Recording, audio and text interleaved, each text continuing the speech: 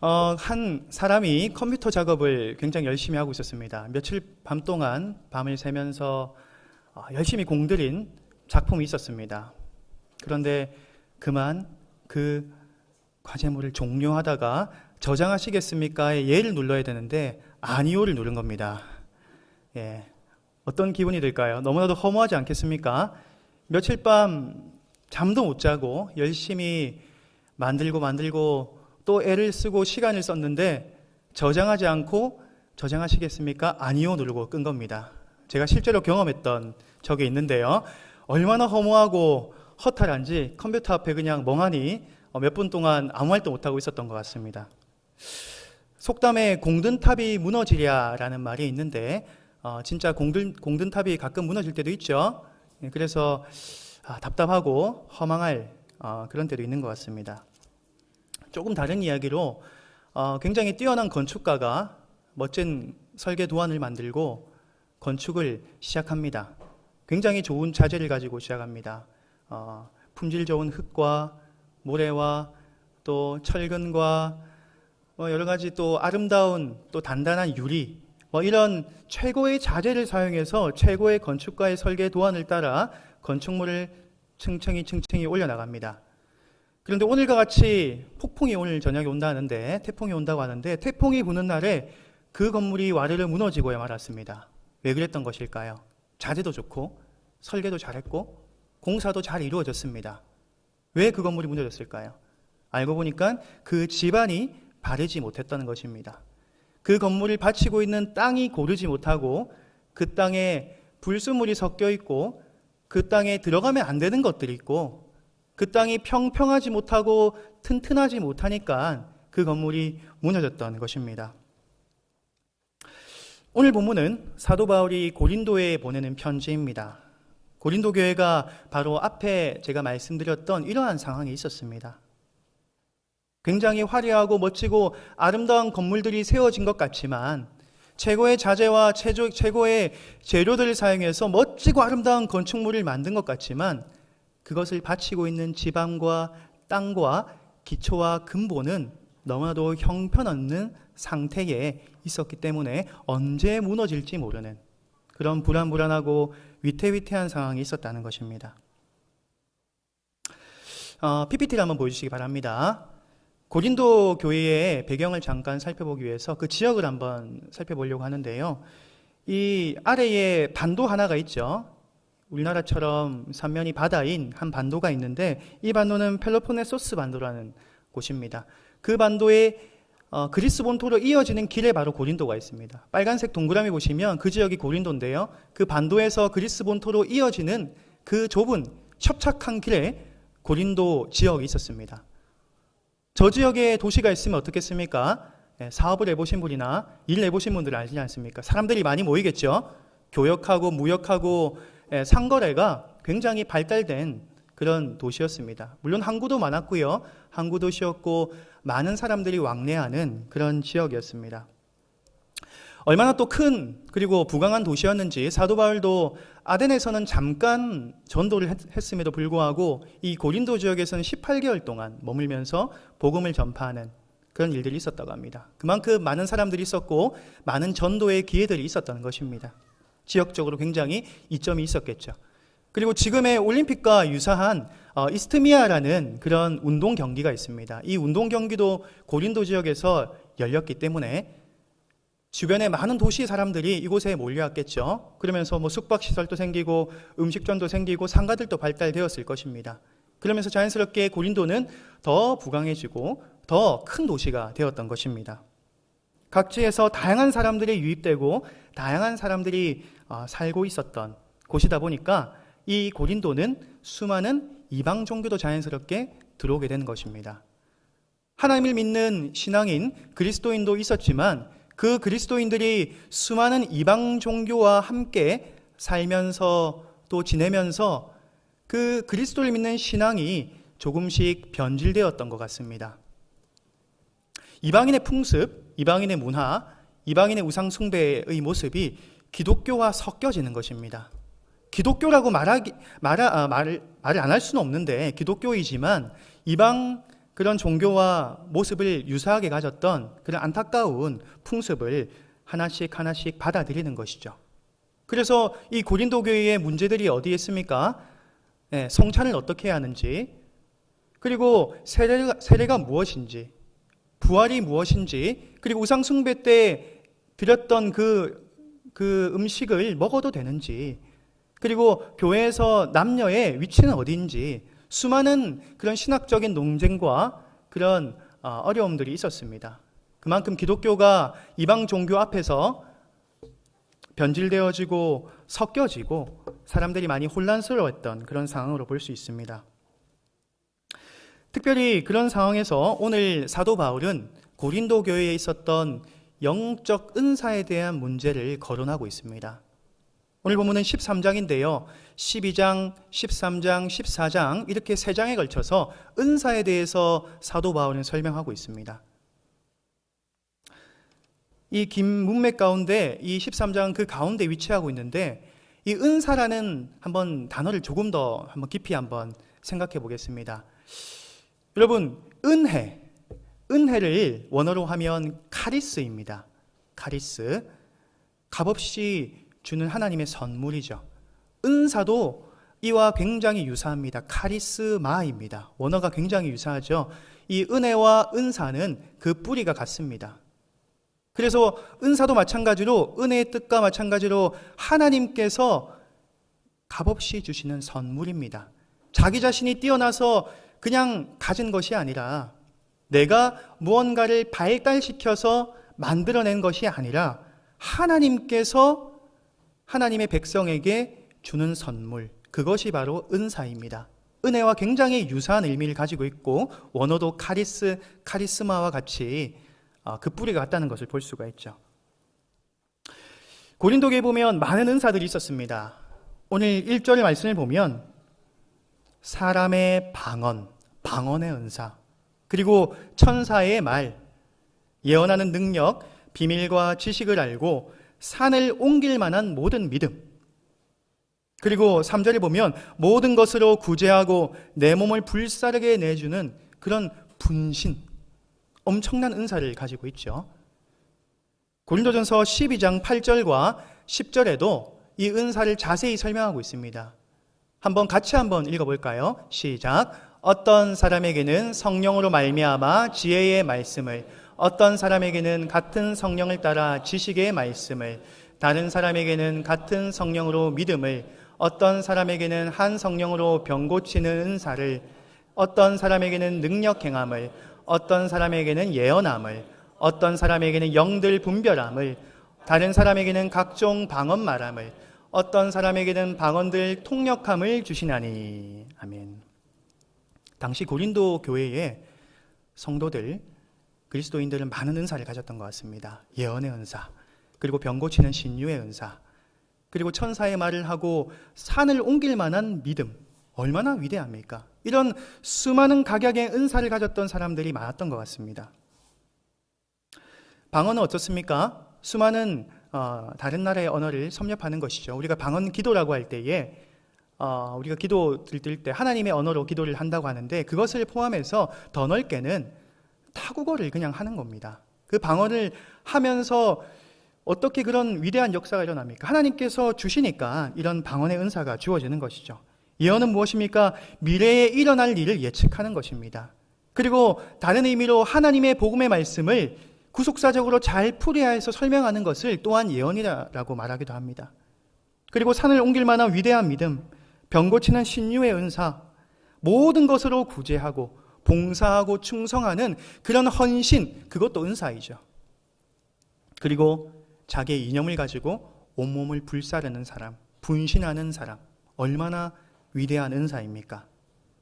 대단하고 위대하고 신령한 사람들이 많았던 것을 볼 수가 있습니다. 그런데 안타까웠던 것은 그 각양의 위대했던 은사들이 마치 고르지 않는 집안에 세워졌던 화려한 건물과 같이 그 기초와 목적과 그 뜻이 잘못되었다는 사실입니다. 오늘 설교 제목은 사랑 반석 위에 세웁시다입니다. 반석은 무엇입니까? 거대하고 평평한 돌을 가리킵니다. 그 건물을 떠받치고 있는 거대하고 탄탄한 돌을 가리킵니다. 마태복음 7장에 보면 예수님께서 말씀하십니다. 나의 말을 듣고 행하는 자는 반석 위에 세운 집과 같다. 나의 말을 듣고 행하지 않는 자는 모래 위에 세운 집과 같다라고 예수님께서 말씀하시지 않으셨습니까? 저는 그 모티브를 가져와서 오늘 설교 제목을 만들어 보았습니다. 반석은 구약에서는 많은 사람들, 그리고 짐승들의 안식처, 피난처, 보호소였습니다. 그들에게 위협적인 것들, 기후가 될 수도 있겠고, 물체가 될 수 있겠고, 어떠한 다른 대상이 될 수 있겠습니다. 그 대상에 피해서 오는 곳이 반석입니다. 피난처죠. 그 피난처가 결국 궁극적으로 무엇을 말합니까? 여호와 하나님을 구약에서는 말하고 있습니다.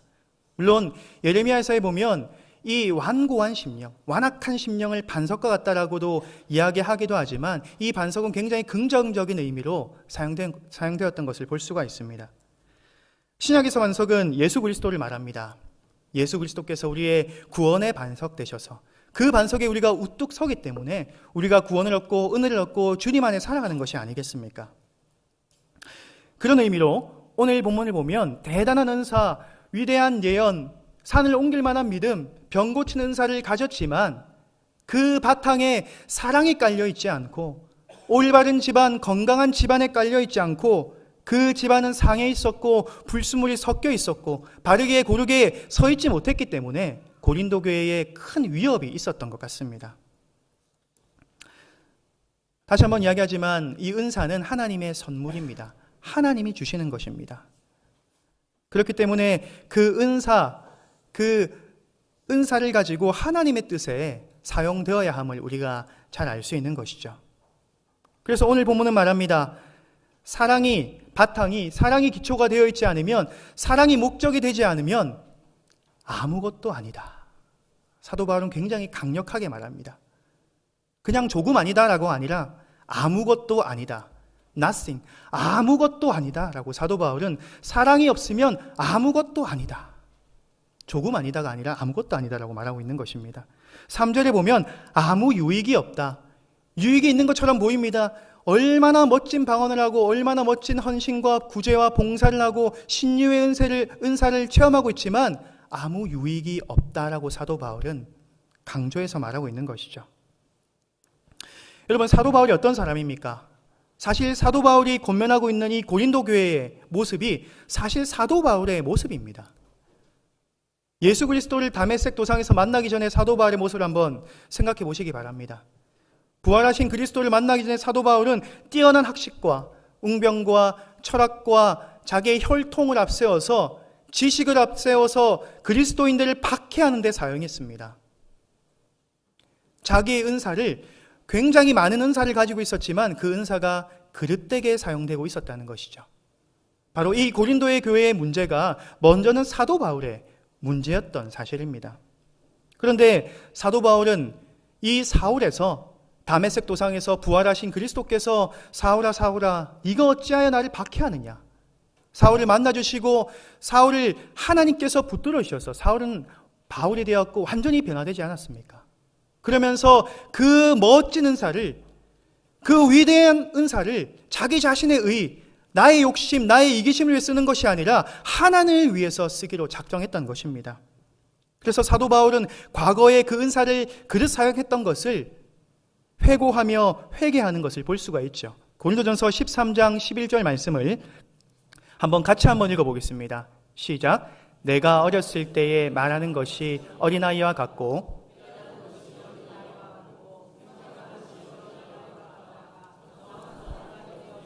어린아이의 일을 버렸노라. 아멘. 내가 어렸을 때에, 그러니까 주님을 만나기 전을 이야기하는 것입니다. 어린아이처럼 깨닫는 것이 없이 자기의 마음대로 행하다가 이제는 장성한 사람이 되어서 이런 어린아이의 일을 버린다라고 설명하고 있습니다. 이 설교를 듣고 있는 어린아이들에게 미안합니다. 네, 어린아이들이 상처를 받지 않았으면 좋겠습니다. 지금 어린아이들을 제가 뭐라 하는 것이 아니라 저희 장성한 우리 어른들의 어린 시절을 회개하는 것이죠. 우리가 부족했던 과거의 모습에서 나의 은사를 하나님의 뜻으로 사용하지 않고 나의 이기심과 욕심을 위해 사용했던 것을 사도 바울은 마치 어린아이와 같았다 라고 이야기하는 것입니다. 사도 바울의 흑역사입니다. 여러분 다 흑역사 있으시죠? 과거에 잘못 말해가지고 내가 그때 왜 그런 말을 했을까 자면서 갑자기 입을 발로 찬 적 없으십니까? 갑자기 내가 왜 그때 그런 쓸데없는 말을 해서 부끄럽게 되었고, 저는 있는데 실수하지 않으신가 봐요. 우리 장전중앙교 성도님들은. 네, 저는 가끔씩 말 실수를 해서 내가 그때 왜 그런 말 했을까 하면서 이불을 발로 찬 그런 흑역사가 있습니다. 사도 바울이 흑역사입니다. 내가 어린아이와 같았다. 내가 주님을 모를 때는 나의 연세를 그릇되게 사용되었고 그리스도인을 잡아 죽이는 데에, 스데반 집사를 잡아 죽이는데 자신의 은사, 자신의 학식, 자신의 혈통, 자신의 율법의 능통함을 사용했던 것입니다. 사도 바울은 고린도전서 14장 19절에 이렇게 말합니다. 그러나 교회에서 네가 남을 가르치기 위하여 깨달은 마음으로 5마디 말을 하는 것이 1만 마디 방언으로 말하는 것보다 나으니라. 여러분 1만 마디 방언 얼마나 위대합니까? 그냥 방언도 위대합니다. 그런데 1만 마디 방언을 내뱉는다뇨. 하나님께서 은사를 주시지 않으면 할 수 없는 위대한 능력이 아닙니까? 그런데 이 1만 마디 방언을 하는 것보다, 이 위대한 것 하는 것보다 깨달은 것으로 5마디, 단 5마디 하는 것이 더 낫다라고 사도 바울은 말합니다. 얼마나 이 은사가 그릇되게 사용되는 것이 잘못된 것을 넘어서 위험하다는 것을 사도 바울은 분명히 말하는 것입니다. 1만 마디의 방언으로 말하는 것보다, 그 대단한 은사로 자기를 내세우는 것보다 그리스도의 뜻을 가지고 5마디, 그냥 단 5마디로 말하는 것이 더 값지고 더 위대하다라고 사도 바울은 말하는 것이죠. 여러분 이것이 무엇을 말합니까? 그리스도의 마음으로 이 은사는 사랑과 겸손과 절제와 배려 가운데 행해져야 하는 것입니다. 나의 은사는 위대해. 내 은사는 이런 것이야. 뽐내며 사람들에게 보여주기식의 은사. 사람들은 박수칩니다. 위대하다고 느낍니다. 그런데 뭔가 하나님의 열매가 맺히지 않고 하나님 뜻이 거기에 있는 것 같지 않다는 생각이 듭니다. 사람들 눈에 볼 때는 위대한 은사다. 나는 왜 그런 은사가 없지? 나는 왜 방언을 하지 못하지? 나는 왜 예언을 하지 못하지? 나는 왜 신유의 은사가 없지라고 한탄하는, 사람들에게 있어서 박수받을 만한 위대한 은사로 보일지는 모르겠습니다만, 그런데 유익이 없다. 사도 바울은 아무것도 아니다 라고 하는 것입니다. 사랑하는 성도 여러분, 모든 은사는 사랑의 기초에 함을 믿으시길 바랍니다. 모든 은사의 목적은 사랑을 위해 사용되어야 합니다. 그 은사가 사랑의 뿌리를 내리고 있는지를 살펴보아야 한다는 것입니다. 나의 예언도, 나의 산을 옮길 만한 믿음도, 구제와 헌신도 사랑이 없다면 참 유익이 없다는 것이죠. 오늘 본문의 말씀을 같이 한번 읽어보도록 하겠습니다. 1절부터 3절 말씀. 내가 사람의 방언과 천사의 말을 할지라도 사랑이 없으면 소리나는 구리와 울리는 꽹과리가 되고, 내가 예언하는 능력이 있어 모든 비밀과 모든 지식을 알고 또 산을 옮길 만한 모든 믿음이 있을지라도 사랑이 없으면 내가 아무것도 아니요. 내가 내게 있는 모든 것으로 구제하고 또 내 몸을 불사르게 내줄지라도 사랑이 없으면 내게 아무 유익이 없느니라. 여러분 귀 바로 옆에다가 꽹과리 소리, 구리 소리 막 크게 한번 낸다고 생각해 보시기 바랍니다. 네, 꽹과리 치시는 분들에게 죄송합니다. 비하하는 것이 아니라 비유하는 것입니다. 꽹과리 소리를 귀 바로 옆에다 대고 크게 치면 얼마나 시끄럽습니까? 그 위대한 은사가 마치 사도 바울이 비유하기를 그렇다라는 것입니다. 그 구리 소리, 꽹과리 소리와 같다.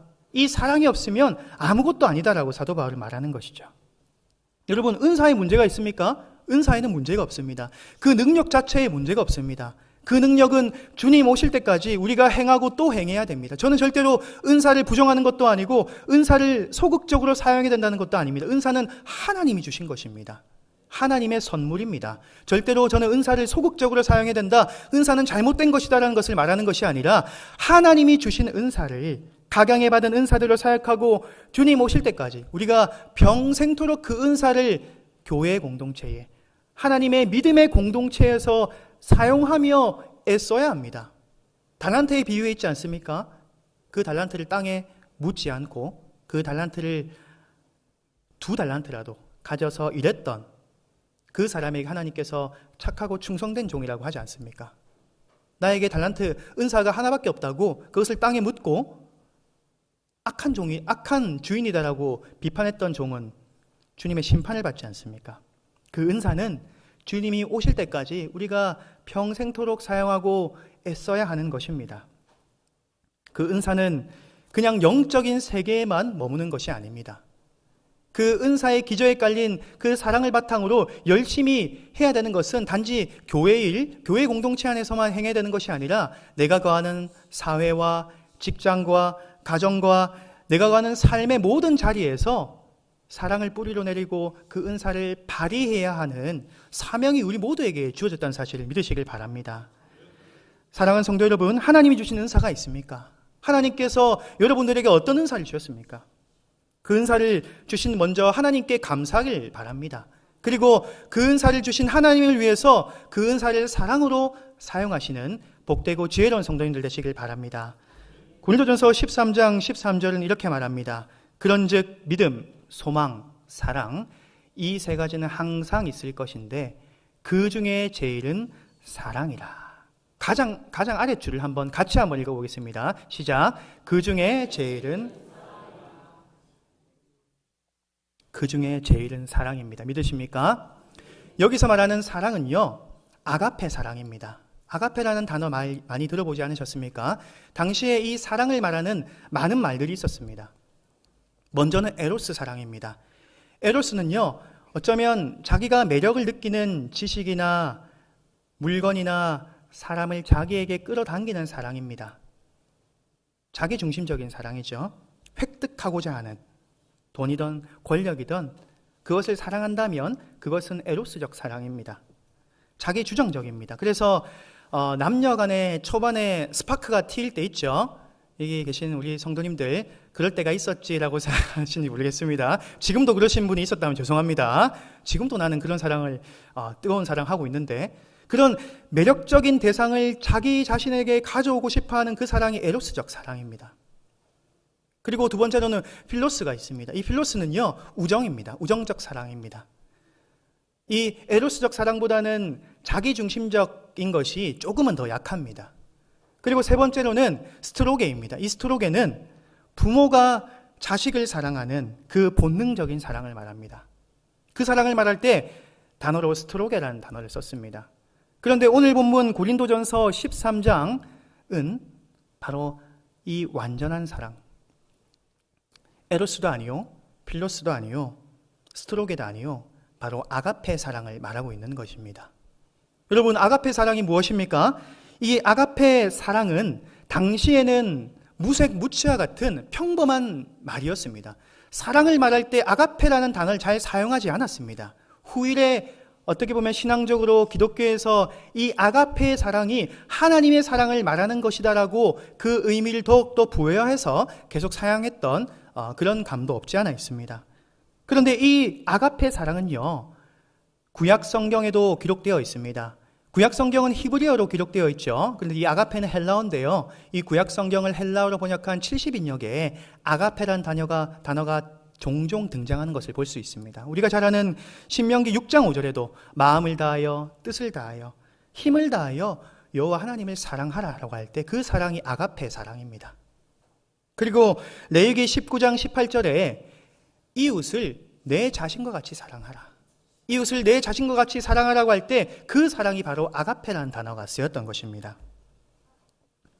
이 구약에서도 전체적으로 살펴보면 이 아가페라는 용어가 자기를 내어주는 희생적인 사랑을 말한다고 합니다. 자기를 내어주는, 자기의 부분만 주는, 자기의 이기심을 가지고 온 에로스적 사랑이 아니라 자기의 모든 것을 희생하고 그 사람을 위해서 바치는, 내어주는 그 사랑을 말할 때 아가페 사랑이라고 하는 것입니다. 그래서 주님께서 우리에게 요구하시는 완전한 사랑은 그 아가페 사랑이라는 것을 기억하시길 소망합니다. 로마서 5장 8절에도 이 아가페 사랑을 말합니다. 함께 한번 읽어보겠습니다. 우리가 아직 죄인 되었을 때에 그리스도께서 우리를 위하여 죽으심으로 하나님께서 우리에 대한 자기의 사랑을 확증하셨느니라. 하나님의 사랑, 자기의 그 사랑, 이 아가페는 그리스도를 우리에게 주심으로 확증하셨습니다. 두 번째로 요한복음 3장 16절입니다. 잘 아는 말씀 함께 한번 읽어보겠습니다. 하나님이 세상을 이처럼 사랑하사 독생자를 주셨으니 이는 그를 믿는 자마다 멸망하지 않고 영생을 얻게 하려 하심이라. 여기서도 그 아가페 사랑이 사용되었습니다. 하나님이 세상을 이처럼 사랑하사, 이 세상은 우리 인간과 모든 대상을 이야기하는 것입니다. 그래서 독생자 예수 그리스도를 주셨다는 사실을 말하고 있는 것이죠. 자기 자신을 내어주는 사랑, 하나뿐인 아들을 내어주는 사랑, 유일한 아들, 가장 소중한 그의 아들 예수 그리스도를 우리에게 주는 그 사랑이 바로 아가페 사랑이라는 것입니다. 여러분 어떻습니까? 좀 이 아가페 사랑을 알면 알수록 부담이 되지 않습니까? 지금 설교를 하면서 은혜가 돼야 되는데 너무 부담스러운 그런 사랑의 숭고한 사랑을 이야기하고 있으니까 왜 이렇게 부담이 될까라는 생각을 혹시 가져보진 않으셨습니까? 저는 좀 그렇더라고요. 이 사랑에 대해서 연구하고 분석할 때마다 더 이 사랑이 어떻게 내가 행할 수 있을까? 사도 바울이 고린도 교회에 고민했던 그 사랑, 내가 어떻게 할 수 있을까라는 생각이 많이 들었던 것 같습니다. 어떤 목사님은요, 이 사랑 대신에 자기 이름을 한번 넣어보라고 합니다. 4절부터 7절까지 그 사랑이 무엇인지 구체적으로 설명하고 있는데요. 사랑은 언제나 오래 참고 라고 시작하죠. 저는 한번 해봤거든요. 듣다가 제 이름을 넣어서 해보니까 처음부터 바로 막히더라고요. 아무개는 많이 웃으시네요. 청년에서 많이 웃었어요. 누구는 언제나 오래 참고, 거기서부터 좀 바로 막히더라고요. 어떻습니까? 하나님이 제정하신 이 완전한 사랑, 아가페 사랑, 우리는 그 사랑을 행할 수 있는 능력도 실력도 자질도 없는 사람들입니다. 이런 사랑하라고 성경 말씀 말하고 있는데 아무리 내 자신을 봐도 이런 사랑을 할 수 있는 그 여지조차도 없는 것 같습니다. 내가 어떻게 이런 사랑할 수 있습니까? 하나님께서 아들을 내어주신 그 사랑, 모든 것을 내어주는 그 희생적인 사랑을 하나님 내가 어떻게 할 수 있겠습니까? 하나님 저는 못합니다. 하나님 저는 못할 것 같습니다. 저는 너무나도 부족한 것 같습니다. 하나님 앞에서 저는 한없이 작아질 수밖에 없었고 애통하는 마음이 들 수밖에 없었습니다. 근데 그런 애통한 마음을 들고 하나님께 나아가며 하나님의 도움을 구할 수밖에 없는 그 상황 가운데서 하나님께서 그 놀라운 사랑을 깨닫게 하신다는 사실을 믿으시길 바랍니다. 주님, 나는 할 수 없습니다. 나는 이런 아가페 사랑, 완전한 사랑, 자기를 내어주는 그 사랑, 그리스도를 주신 하나님의 그 사랑 나는 할 수 없습니다. 그래서 하나님이 필요합니다. 하나님 나를 도와주시옵소서, 하나님 나에게 역사해 주시옵소서라고 할 때에 하나님께서 그 사랑을 조금씩 더 알게 해준다는 그 사실을 기억하시길 소망합니다. 우리가 나약할 때에 애통하는 그 마음을 주님께서 기쁘게 받으시지 않겠습니까? 어떻게 우리가 모든 사람이 어떻게 그 그리스도의 숭고한 사랑을 다 실천할 수 있겠습니까? 우리는 할 수 없을지 몰라도 그것을 완벽하게 행했던 분이 계시니 그분은 바로 우리 주 예수 그리스도이십니다. 이 4절부터 7절까지 오늘 시간 관계상 읽지는 않았지만 사랑은 언제나 오래 참고 사랑은 언제나 온유하며, 이 사랑 대신에 우리 이름을 얹어버리면 굉장히 코믹이 됩니다. 코미디가 되지만 예수님의 이름을 한번 넣어보면 자연스럽게 읽히는 것을 볼 수가 있습니다. 예수님은 오래 참고, 예수님은 온유하며, 예수님은 시기하지 아니하며. 여러분, 그 사랑은 오직 하나님께만 있다는 사실을 믿으시길 바랍니다. 여러분, 우리가 어떤 사람들입니까? 그 사랑을 경험한 사람들입니다. 우리가 애통할 수 있는 이유는, 그 사랑을 구할 수 있는 이유는 그 사랑을 경험했기 때문에 그것을 근거로 하나님께 구할 수 있는 것입니다. 요한일서 4장 16절 말씀 함께 한번 읽어보도록 하겠습니다. 시작. 하나님이 우리를 사랑하시는 사랑을 우리가 알고 믿었노니 하나님은 사랑이시라. 사랑 안에 거하는 자는 하나님 안에 거하고 하나님도 그의 안에 거하시느니라. 아멘. 하나님이 우리를 사랑하는 그 사랑을 우리가 알고 믿었던 사랑임을 기억하시길 바랍니다. 여기에 앉아 계시는 모든 장전중앙교회 식구 여러분들, 우리 성도 여러분들, 하나님이 그 사랑, 하나님이 우리를 사랑하신 그 사랑을 우리가 알고 믿었습니다. 그러면 그 사랑을 우리는 경험한 사람입니까? 경험하지 못한 사람입니까?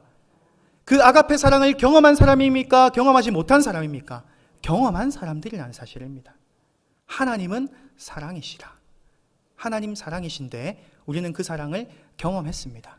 그러면 우리가 그 사랑을 완전하게 바로 실천할 수는 없더라도 그 사랑을 조금씩 주님 주신 그 사랑의 근거에서 날마다 닮아가며 날마다 순종하며 그 사랑의 길로 나아갈 수 있다는 사실을 기억하시는 귀하고 복된 성도님들 되시길 바랍니다.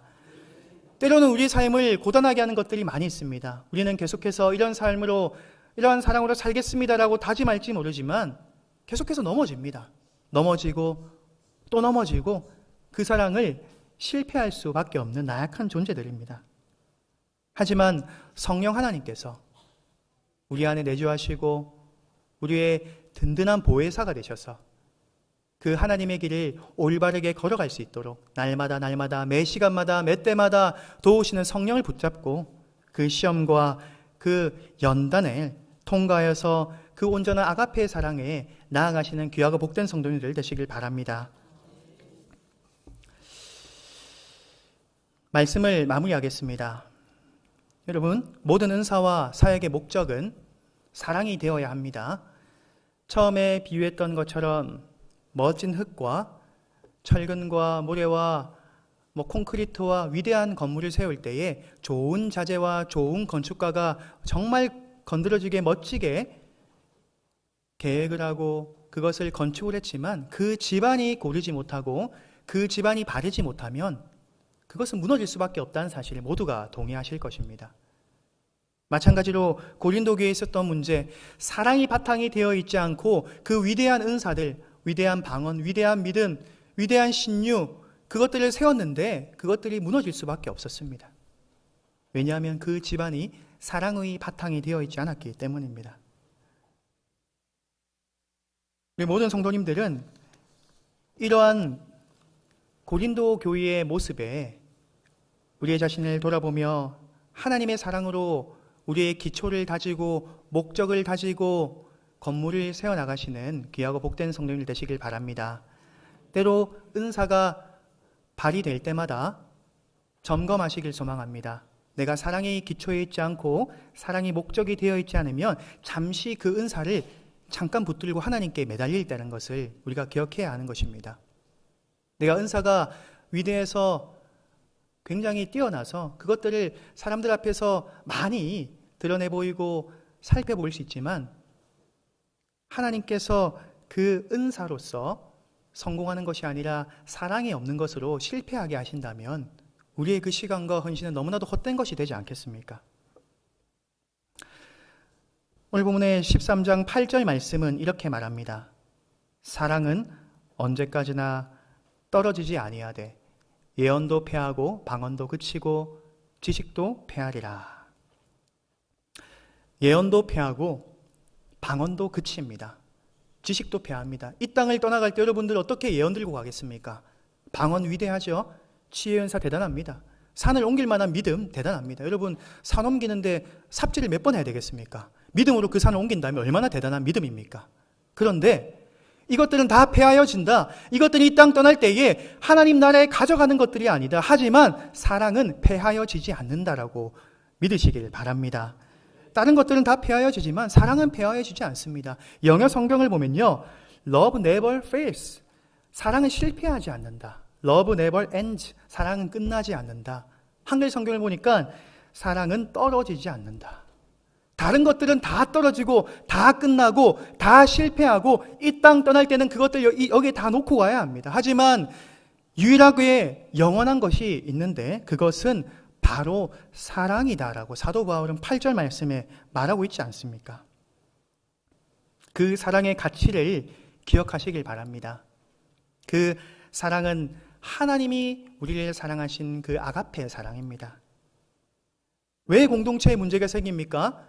왜 관계에 문제가 생깁니까? 은사가 부족해서 생깁니까? 그렇지 않습니다. 사랑이 부족해서 생기는 것입니다. 곰곰이 생각해 보시기 바랍니다. 우리 가운데 있었던 문제를 한번 되짚어 보시기 바랍니다. 저도 사람들과 관계를 맺다가 어려움을 겪고 시험에 들 때에 나의 은사가 부족했냐? 그것이 아닙니다. 나에게 사랑이 부족했다라는 회개를 할 때가 참 많은 것 같습니다. 그 사람의 은사가 부족해서, 나의 은사가 부족해서, 실력이 부족해서 문제가 생기는 것이 아니라 바로 부족했던 것은 사랑이었음을 뒤늦게 깨닫게 되는 것입니다. 여러분, 그 사랑이 차오를 때까지 주님 앞에 매달리시길 바랍니다. 그 사랑이 차오르시면 그 사랑을 기반으로 닦아서 반석으로 삼아서 그 은사를 실천하시는 지혜로운 성도님들 되시길 바랍니다. 사랑 반석 위에 은사를 세우십시오. 사랑이 입주되지 않았다면 그 사랑이 내 안에 충만히 거할 때까지 주님께 온전히 매달리시는 지혜로운 성도님들 되시길 바랍니다. 맹목적으로 은사를 발휘하는 것이 아니라 주님 주신 그 사랑을 바탕으로 발휘하시길 바랍니다. 그래서 공동체를 세워나가시며 주의 나라와 주의 뜻을 우리 교회 가운데, 내가 거하는 삶 가운데, 가정과 사회와 직장과 모든 거처에서 그 사랑을 실천하시는 귀하고 복된 성도님들 되시길 주님의 이름으로 축복드립니다.